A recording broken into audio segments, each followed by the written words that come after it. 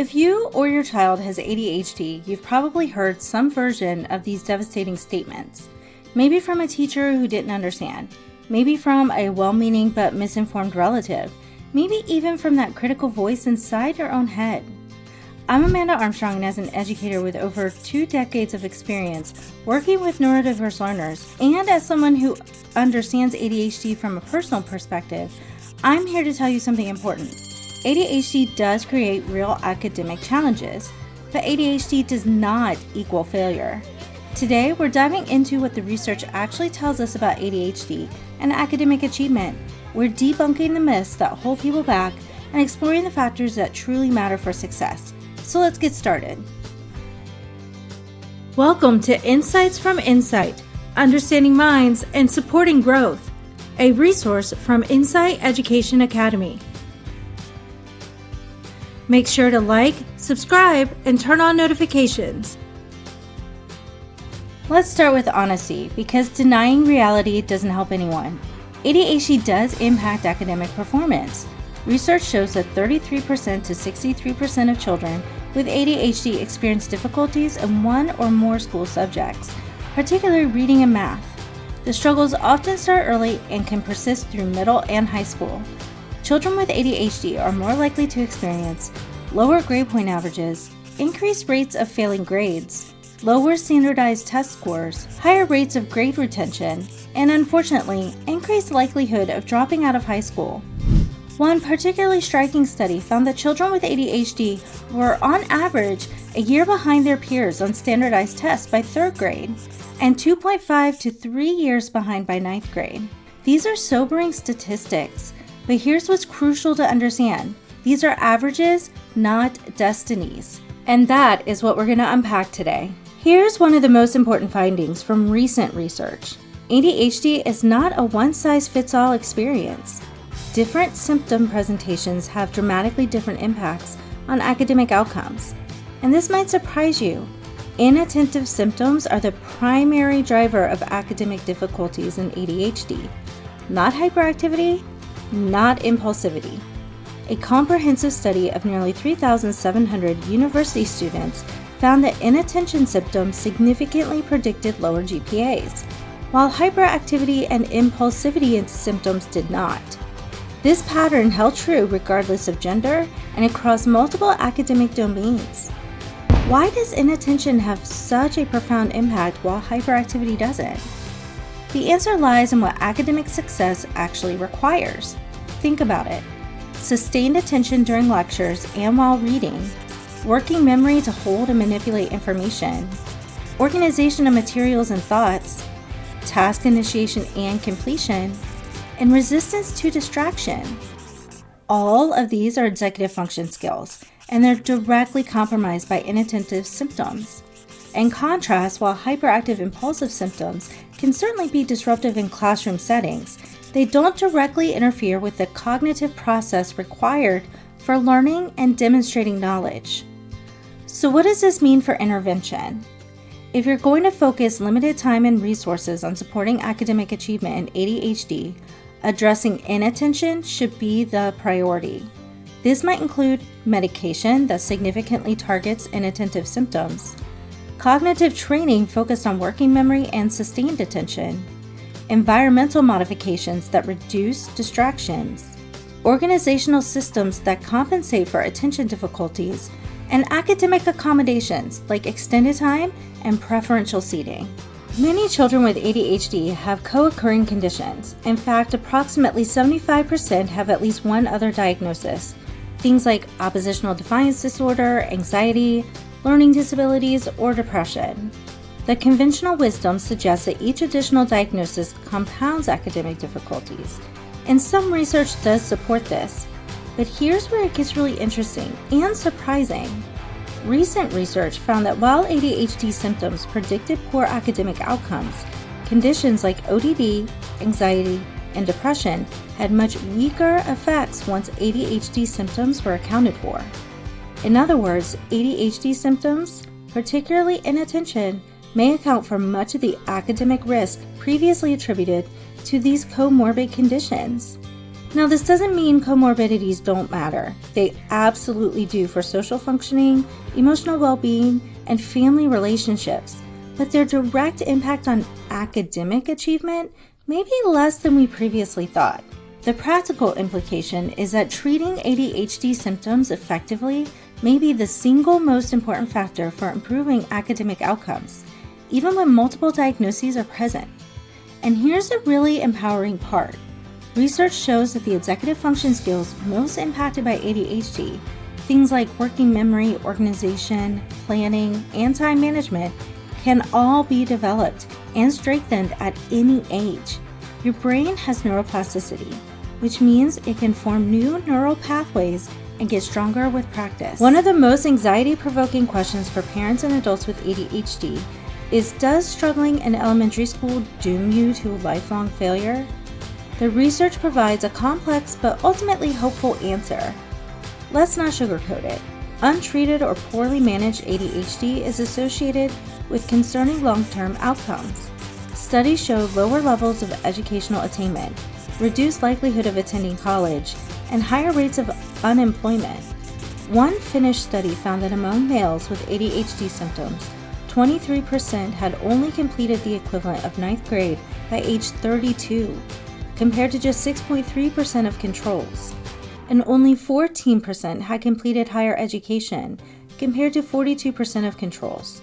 But here's what those population-level statistics don't tell you. There is enormous variability in outcomes for individuals with ADHD.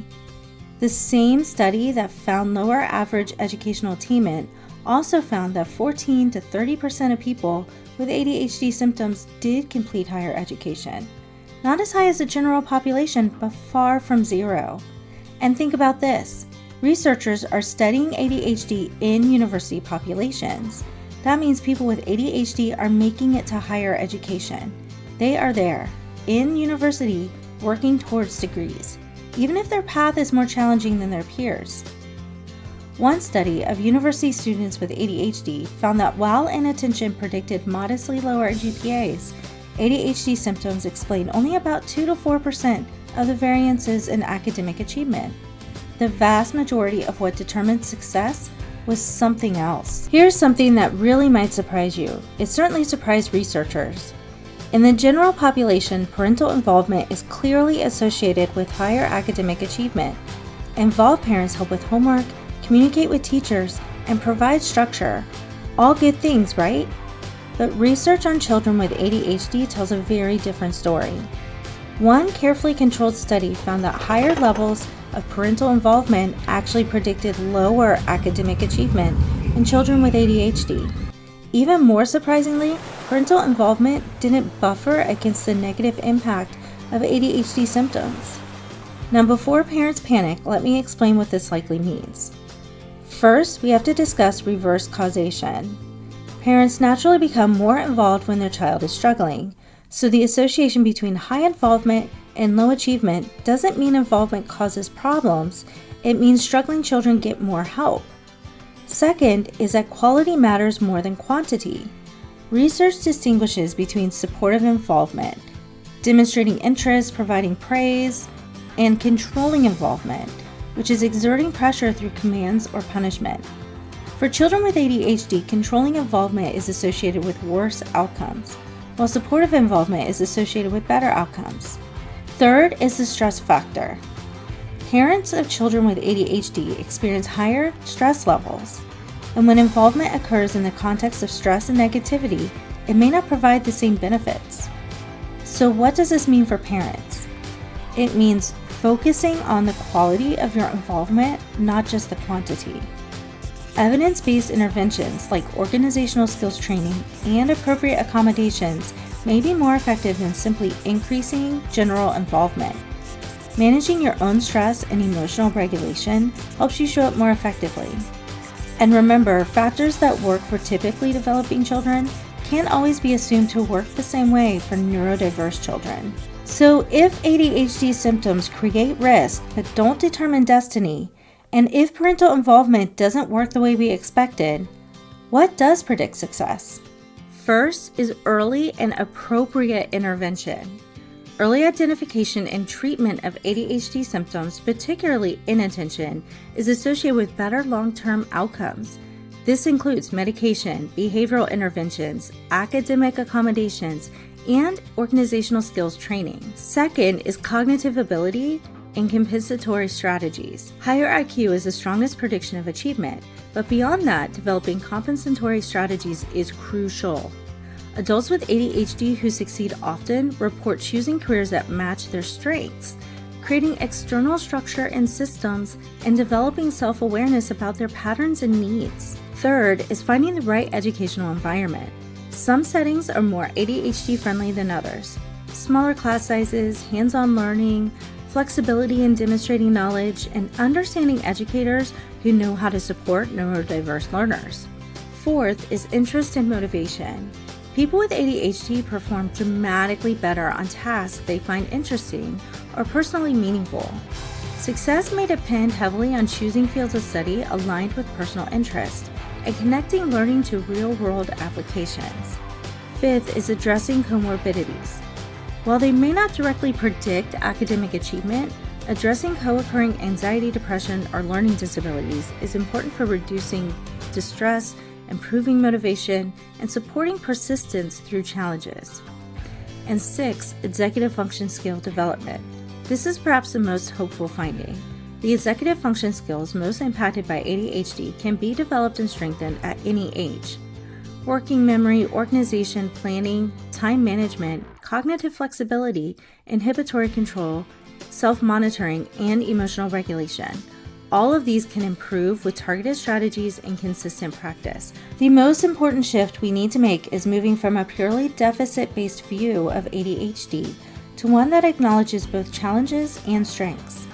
Yes, the challenges are real. Inattention makes sustained focus difficult. Working memory limitations make it harder to hold information. Executive function deficits impact organization and planning. These have real consequences for academic performance. And acknowledging this isn't pessimistic. It's necessary for identifying appropriate supports. But ADHD is not just deficits. ADHD brains often come with genuine strengths. ADHD individuals are often creative and divergent thinkers, which is the ability to make unexpected connections. They often can hyper-focus, and they have intense concentration on topics of interest. Often, they are high energy. When channeled appropriately, this is a tremendous asset. They also have large and strong resilience strategies, which is developed through years of navigating challenges. And they often think entrepreneurially because they are comfortable with risk and novelty. And they also demonstrate cognitive flexibility, which is the ability to adapt quickly and see problems from multiple perspectives. These are not consolation prizes. They're real cognitive differences that can be leveraged for success in the right context. And perhaps most importantly, we need to expand our definition of success. Traditional academic metrics, things like GPAs and test scores, tell only part of the story. They measure how well someone performs in traditional classroom settings using specific types of assessments. But success in life requires much more. Things like problem solving, creativity, interpersonal skills, emotional intelligence, persistence, resilience, finding meaningful work, building satisfying relationships, and contributing to your community, finding purpose and fulfillment. Many people with ADHD excel in these areas, even when traditional academics are challenging. So what does all this research mean for you practically? If you're a parent or an adult with ADHD, here's what you can do. First, focus on what matters most. Prioritize addressing inattentive symptoms, whether through medication, behavioral interventions, environmental modifications, or a combination of approaches. Second, develop executive function skills. Remember, these can be developed at any age. Focus on organization systems that work with your brain, planning strategies that break big goals into manageable steps, time management techniques, working memory supports, and self-monitoring practices. Third, if you're a parent, focus on quality over quantity. Provide supportive rather than controlling involvement. Manage your own stress so you can show up effectively. Advocate for evidence-based interventions and celebrate effort and progress, not just outcomes. Model self-compassion and a growth mindset. Fourth, find the right fit. Seek educational and work environments that align with interests and strengths.